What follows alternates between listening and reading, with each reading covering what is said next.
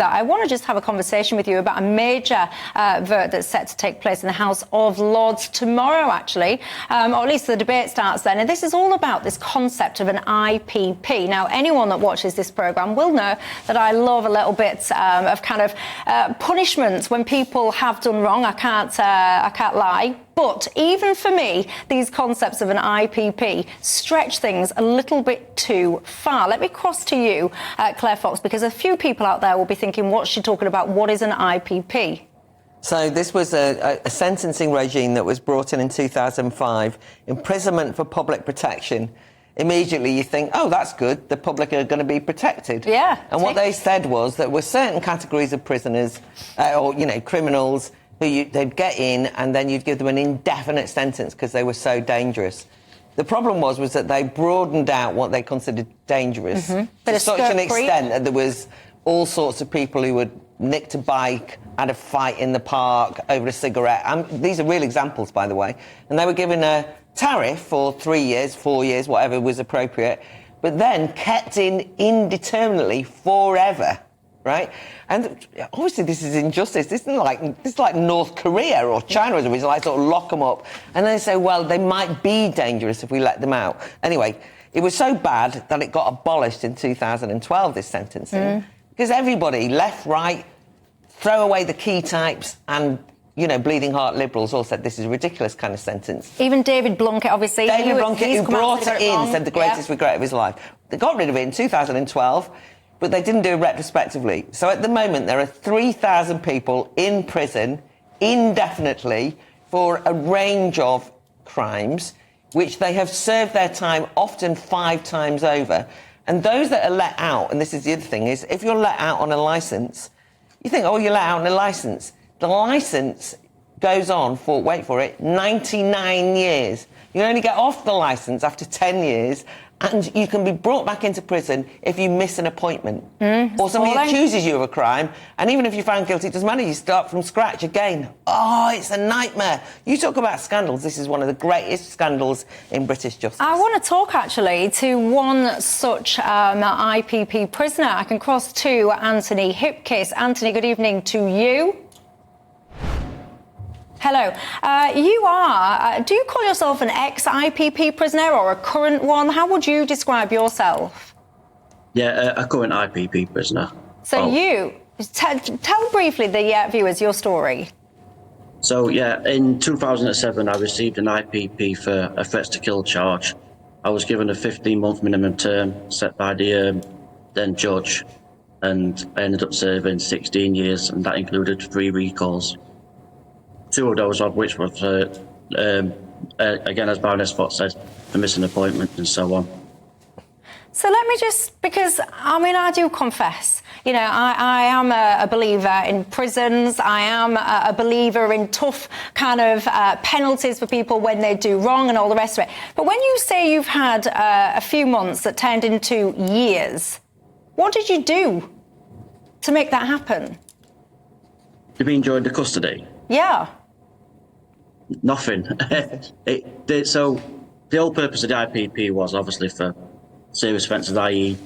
terrorism offences, sex offences and so on. But as Baroness Fox says, to sort of broaden the horizon, so from the 400 to 600 people that was predicted to get it, 8,100 people ended up with IPP prison sentences. So we became a huge burden on the system and therefore created a backlog amongst the full board, which we had to go through to sort of be released.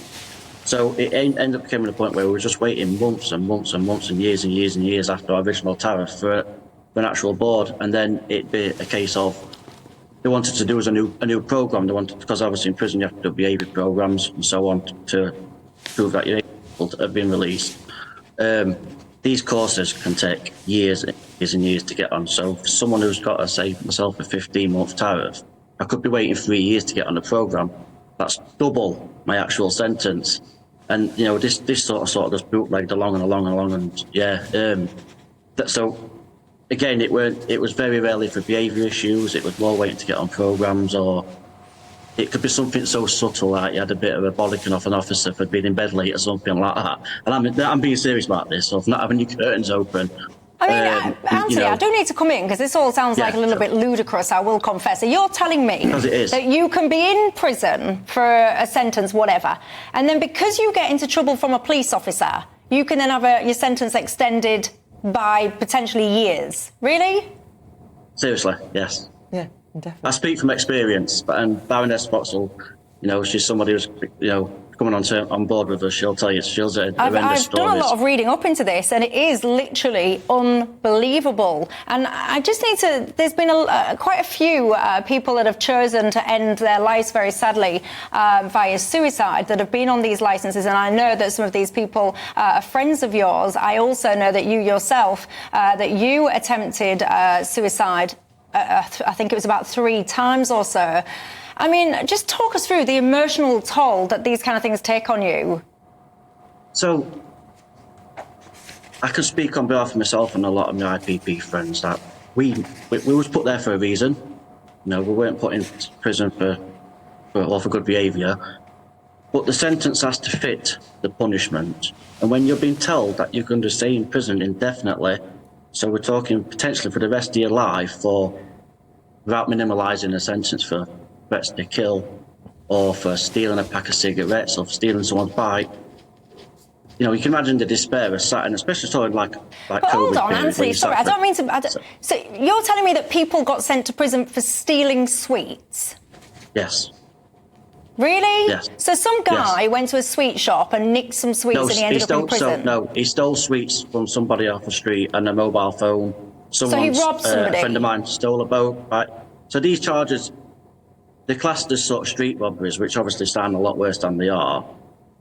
So a friend of mine received an 18-month sentence for stealing a bike. He's been in prison now coming on nearly 18 years. Why? Help me understand. So you tried to nick a bike, or you nicked a bike. What then happens between getting your sentence of whatever it is for nicking your bike and then something's going on in the middle to end up then with 18 years? What is that something?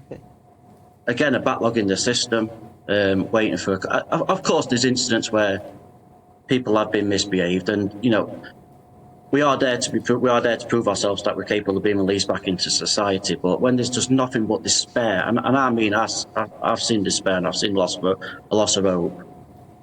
Some people just feel like there's no point continuing. There's no point continuing with their life. There's no point continuing progressing anymore. So what? And because when they are showing signs of good behaviour, but they're getting rejected after a parole board, it's going to do some Mickey Mouse course, and I will call them that.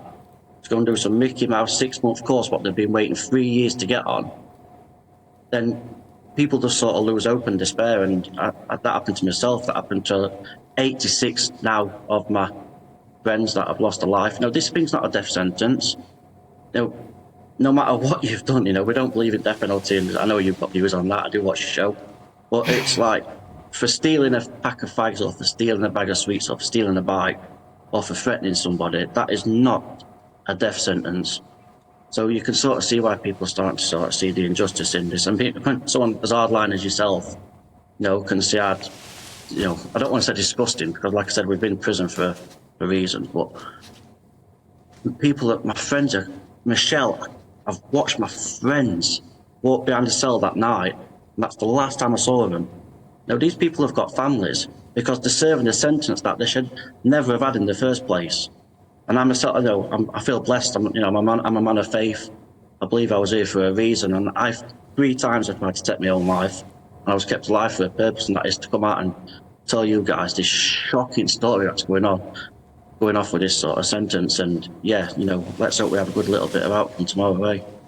It is absolutely shocking. It gives me goosebumps, actually, because I don't mess around when it comes to law and order, but I also passionately believe in fairness.